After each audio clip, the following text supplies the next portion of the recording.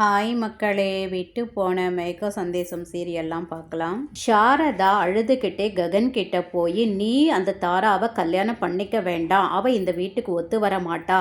ஆனால் பூரியை நீ துருவுக்கு கல்யாணம் பண்ணி கொடு, எனக்கு எந்த ஆட்சேபனும் இல்லை அப்படின்னு சொல்ல, ககன் சொல்கிறார், எனக்கும் அவளோட கேரக்டர் தெரியுமா, எனக்காக நான் கல்யாணம் பண்ணிக்கல, நான் தங்கச்சிக்காக தான் அவளை கல்யாணம் பண்ணிக்கிறேம்மா அப்படின்னு சமாதானப்படுத்துகிறாரு. திரும்பவும் கரெக்டாக மருதாணி வர டைமாக பார்த்து பூமி ஃபோனில் ககனுக்கு பேசுகிற மாதிரி நடிக்கிறா. நான் உனக்கு லவ் லெட்டர் எழுத போகிறேன், அதாவது என் பிளட்டை வச்சு நான் லவ் லெட்டர் எழுத போகிறேன், அப்போ தான் என்னோட பாசம் உனக்கு புரியும்னு சொன்னதை கேட்டுட்டு, ஆஹா இதை நம்ம அபூர்வா கிட்ட சொல்லலாம், அவளுக்கு ஒர்க் அவுட் ஆகும்னு சொல்லிட்டு ஓடி அபூர்வா கிட்ட சொல்கிறாங்க. அபூர்வா, உன் வீட்டுக்கார் உன்னை சந்தேகப்படுறாரு இல்லை, அதனால் நீ இந்த டெக்னிக்கை யூஸ் பண்ணனா நாளைக்கு போலீஸே உன்னை அரெஸ்ட் பண்ண வந்தாலும் அவர் எதிர்த்து நிற்பார் போலீஸே. ஆம்பளைங்க ரெண்டு விஷயத்தில் உருக்குளிஞ்சிருவாங்க, ஒன்று கண்ணீர், இன்னொன்று பிளட்டு, இதை யூஸ் பண்ணு அப்படின்னு சொல்லி ஓடி போய் கத்தி எடுத்துட்டு வர பூமி ஒளிஞ்சிருந்து பார்க்குறா என்ன பண்ணுறாங்கன்ட்டு. இந்த அபூர்வா அந்த கத்தியை வச்சு மருதாணி கையை அறுத்துட்டு அவங்க பிளட்ல ஐ லவ் யூ மாமான்னு எழுதுறத பூமியும் நோட் பண்ணுறா. இங்கே தாரா 3 பேக்கோட வீட்டுக்கு சாரதாக்கு ஒரு பேக்கும் பூரிக்கு ஒரு பேக்கும் கொடுக்குறா. அதுக்கப்புறம் ககனுக்கு கொடுக்கும்போது எனக்கு வேணான்னு சொல்கிறாங்க. ஏங்க வேணான்றீங்க, எல்லாருக்கும் எடுத்துகிட்டு வந்திருக்கு, நான் இந்த வீட்டு மருமக வாங்கிக்கோங்கன்னு ஃபோர்ஸ் பண்ணி கொடுத்து மாற்றிட்டு வாங்கன்னு சொல்கிறா. எனக்கு இது வேண்டாமா அப்படின்னு சாரதா சொல்ல, இல்லை அத்தை நீங்கள் பாருங்கள், நான் என்ன வாங்கிட்டு வந்திருக்கேன்னு நீங்கள் பாருங்கள், நீங்கள் அதை நினச்சி கூட பார்த்துருக்க மாட்டீங்க அப்படின்னு அவ சொல்ல, எனக்கு வேண்டாமான்னு சொல்ல, நானே பிரித்து காட்டுறேன்னு பிரித்து காட்டுறா. அந்த புடவை ஒயிட் புடவை வாங்கிட்டு கொடுத்துருக்கா, இதை நீங்கள் கட்டிக்கணும், பொட்டு வச்சுக்க வேண்டாம், பூ வச்சுக்க வேண்டாம், வளையல் போட்டுக்க வேண்டாம், இனிமேல் இப்படியே இருங்க, அப்போ தான் மாமா இந்த வீட்டு சைடு வரமாட்டார், நீங்கள் இந்த மாதிரி கலர் கலராக போட்டுக்கிறதுனால தான் மாமா உங்களையே சுற்றி சுற்றி வராரு அப்படின்னு சொல்ல, வாயை மூடுடி, நீ என்ன சொன்னாலும் அதை நான் கேட்டுக்கிட்டு இருப்பேன்னு நினைக்கிறியா அப்படின்னு அந்த புடவையை வாங்கி வீசி எறிகிறாங்க. அந்த நேரத்தில் பூரி ட்ரெஸ்ஸை மாற்றிட்டு நிற்கிறா. ககனும் மாற்றிக்கிட்டு நிற்கிறாங்க. பூரி கேட்குறா, எங்களுக்கெல்லாம் இந்த ட்ரெஸ்ஸை வாங்கிட்டு கொடுத்துருக்கீங்க, ஆமாம் எங்கள் அம்மாவுக்கு என்ன வாங்கிட்டு வந்திருக்கீங்க அப்படின்னு கேட்க 2 பேருமே அமைதியாக நிற்கிறாங்க. ஓ இங்கே இருக்கா, நானே பார்க்குறேன்னு எடுத்து பார்க்குறா, அதில் ஒயிட் சாரி இருக்குது. அதை பார்த்த உடனே பூரி, என்ன தாரா எங்கள் அம்மாவுக்கு ஒயிட் சாரி வாங்கிட்டு வந்தியா அப்படின்னு கேட்க, உடனே ககனம், என்ன ஒயிட் சாரியை வாங்கிட்டு வந்த அப்படின்னு பலான்னு ஒன்று கன்னத்தில் விடுறாரு. நான் வாங்கிட்டு வரல, நான் எதுக்கு வாங்கிட்டு வரேன், உங்கள் அம்மா தான் வாங்கிட்டு வர சொன்னாங்க அப்படின்னு சொல்ல, நான் நம்ப மாட்டேன், பொய்யா சொல்கிற அப்படின்னு ககன் கேட்க, அத்தை சொல்லுங்க அப்படியே நிற்கிறீங்க அப்படின்னு அந்த ஃபோனை வச்சு மிரட்டுறா. அம்மா நீ அப்படி சொல்லியிருக்க மாட்டேன்னு எனக்கும் தெரியும் அப்படின்னு பூரி கேட்க, உடனே ககன் அந்த சேரியை பிடுங்கி வீட்டுக்கு வாசலில் தூக்கி எறிகிறாரு. அவங்க அம்மா கிட்ட போய், அம்மா உண்மையிலே அந்த ஆள் செத்தாலும் கூட நீ ஒயிட் சாரி போடக்கூடாதுமா, எப்போவுமே பூவும் பொட்டோட தான் நீ இருக்கணுன்றாரு. ககனை கட்டி பிடிச்சி அழுவுறாங்க. அதுக்கப்புறம் 3 பேரும் ஒன்றா இருக்கிறத பார்த்து இவங்க 3 பேரையும் முதல்ல பிரிக்கிறேன்னு மனசில் வைராகத்தை வளர்த்துக்கிறா தாரா. சோஃபாவில் உட்காந்துருக்கிற சரச்சந்திரா கிட்ட அபூர்வா லெட்டரை கொடுக்குறா. என்ன நீ நம்ப மாட்டேன்றீங்க, நான் பிளட்டால் உங்களுக்கு லெட்டர் எழுதியிருக்கேன், என்னை ப்ரூவ் பண்ணுறதுக்கு வேறு வழி தெரியல மாமா, நான் ஒன்று சாகணும் இல்லைன்னா என் பிளட்டை கொடுக்கணும், இதை தவிர எனக்கு தெரியலை, நான் எந்த கொலையும் பண்ணலை அப்படின்னு மன்றாடுறா. வாவ் சூப்பர், பிளட்லியா லெட்டர் எழுதுனீங்க அப்படின்னு பூமி அந்த லெட்டரை வாங்கிட்டு, யாரோட பிளட்ல சித்தி எழுதுனீங்க, ஆமாம் நீங்கள் உண்மையிலே எழுதியிருந்தால் அதை காயத்தை காட்டுங்க அப்படின்னு சொல்ல, காட்ட முடியாதுன்றாங்க. இவளே வாலண்டரியாக அந்த க்ளவுஸை கழட்டும் போது பிளட்டு இருக்குது.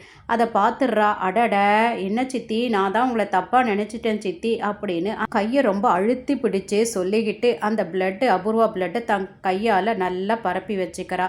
அதுக்கப்புறம் சாரி சித்தின்னு சொல்லிட்டு வெளியில் போய் ஃபுல்லாக காட்டனில் தொடச்சி எடுத்துக்கிட்டு செர்ரி கிட்ட சொல்கிறா, நீ போய் அத்தை ஏன் என்னை வீட்டுக்கு வர வேணான்னு சொன்னாங்கன்ற ரீசனை நீ கண்டுபிடி அப்படின்னு சொல்ல, செர்ரியும் நீ பத்திரமா எடுத்துகிட்டு போயிது அப்படின்னு சொன்னதை மீரா கேட்டுட்டு, ஏதா பத்திரமா எடுத்துகிட்டு போனா அப்படின்னு கேட்க, அதுவா அத்தை, யாரோ பிளட்டை தொடச்சி இந்த காட்டன் கீழே போட்டிருந்தாங்க, அதை எடுத்துகிட்டு போய் குப்பையில் போட போகிறேன் அத்தை அப்படின்னு இவ சொல்லிட்டு அங்கேருந்து கிளம்பிடுறா.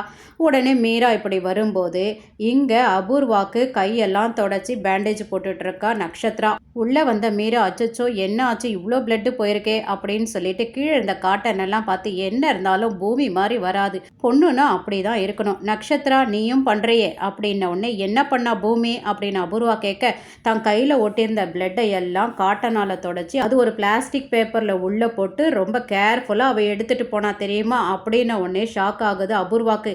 எதுக்கண்ணி நீங்கள் ரொம்ப ஷாக் ஆகிட்டீங்க அப்படின்னு கேட்க, அது ஒன்றும் இல்லை, நீ இப்போ நான் பார்த்துக்கிறேன் அப்படின்றாங்க. உடனே அபூர்வா ரவுடிகளுக்கு ஃபோன் பண்ணி அவளை ரவுண்ட் அப் பண்ணி அந்த சாம்பிள்ஸை கொண்டு வாங்கடா அப்படின்னு சொல்கிறாங்க.